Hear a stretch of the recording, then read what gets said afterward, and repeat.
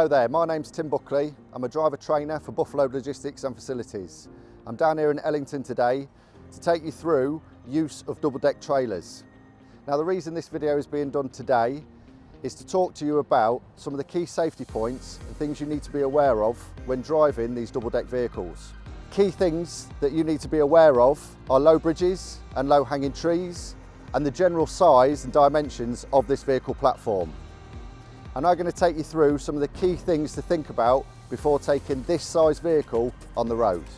What I'm going to take you through now is some of the key points when checking the trailer to ensure that everything is in good order before you go out on your daily run. Now we have got a video on the complete trailer check, and it is called the trailer check. So please refer back to that for the complete check process.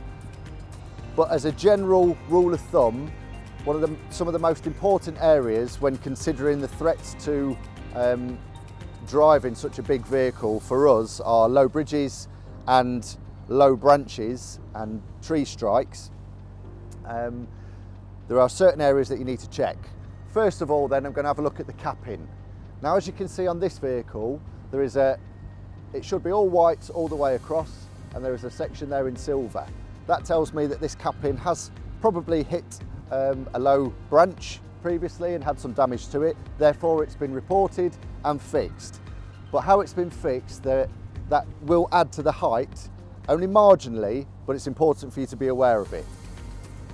So I'm content that the capping is okay all the way from front to rear, because the height of this vehicle means if there's anything protruding at the top, you're not necessarily going to see it definitely when you're driving, but beforehand, if you can identify it first and then you can report it to transport and perhaps get a new trailer, then that wouldn't be an issue for yourself out on the road with low branches, so on and so forth. We're getting into that time of year now where there's a growth spurt, the green leaves are coming back onto the trees and they will disguise the thicker branches, okay, that are overhanging on the road. So you need to be aware of it and you need to be aware of your vehicle at all times.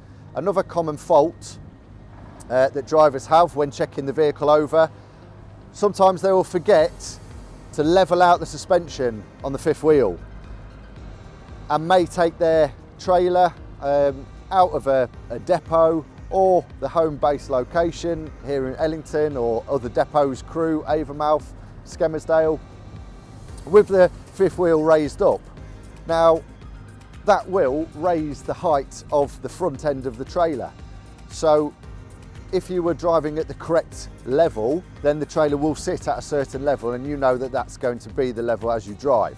If you haven't leveled off this fifth wheel, it's going to be higher, therefore increasing the chance of striking a branch or a bridge that you may be able to get through at the right ride height, but because that is risen, you wouldn't be at the correct ride height.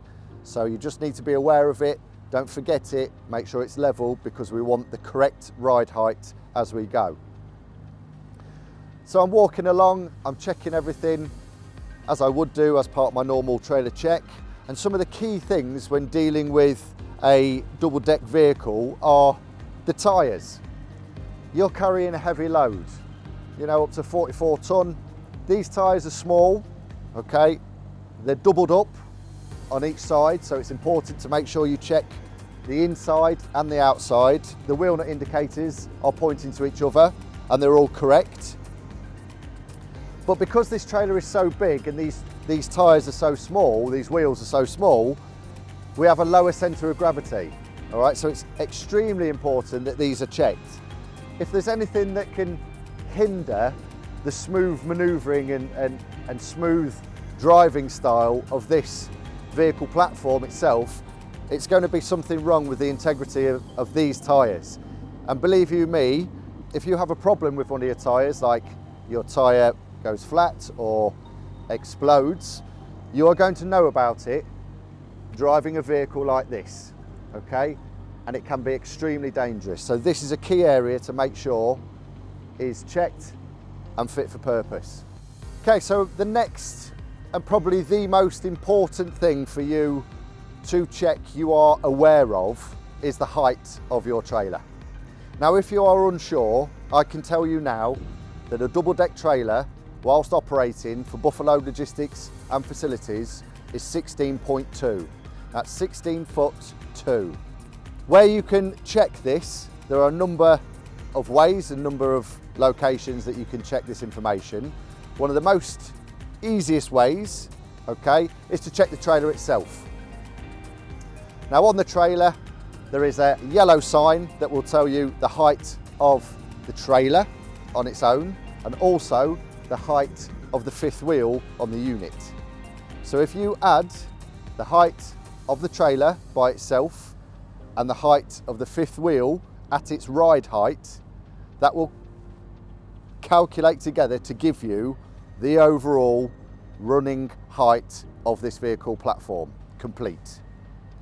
It is 16.2, 16 foot 2.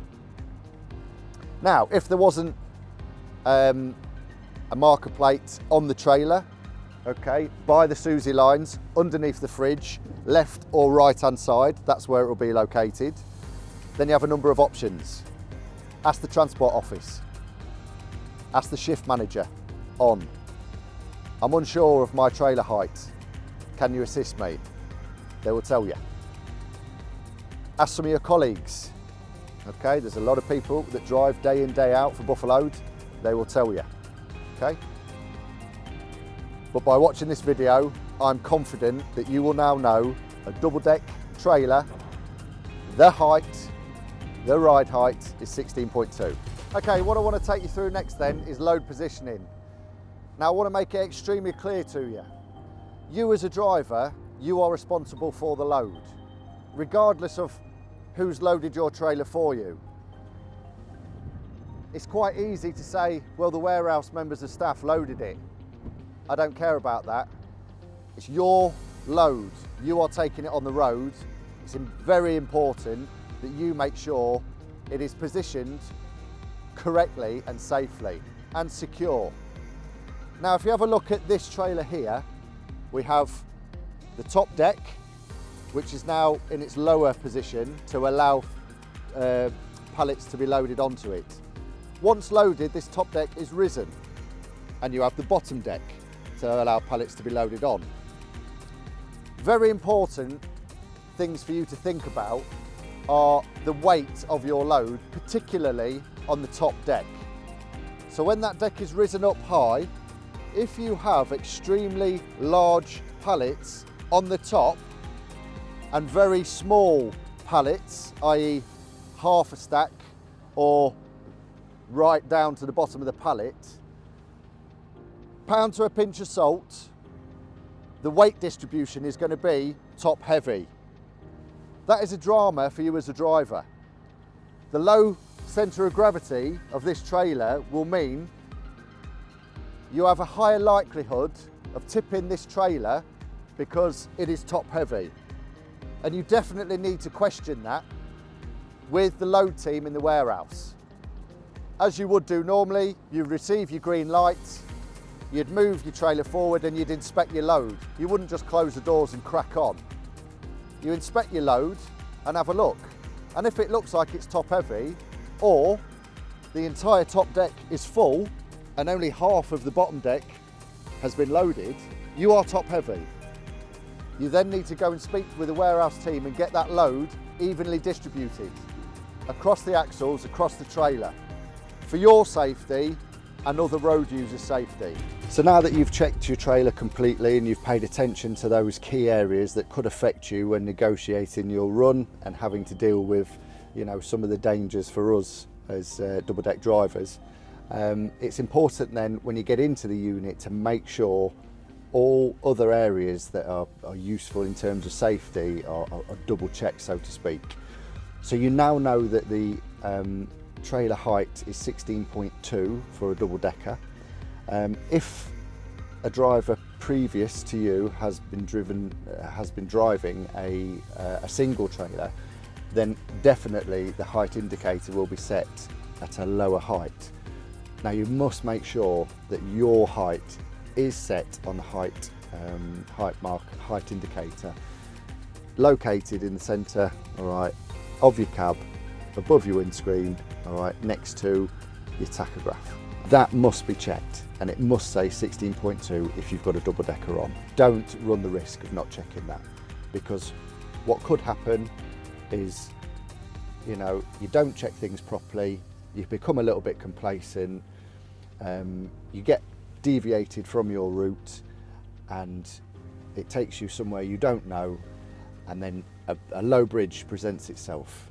And your knee-jerk reaction is to check your height indicator to make sure that you can go underneath it. And if that says 14.2, you know, for a single trailer, and I can go through that, well, you can't. You're going to hit that bridge, and you're going to cause a lot of damage to yourself, to the asset, potentially to other road users and passers-by.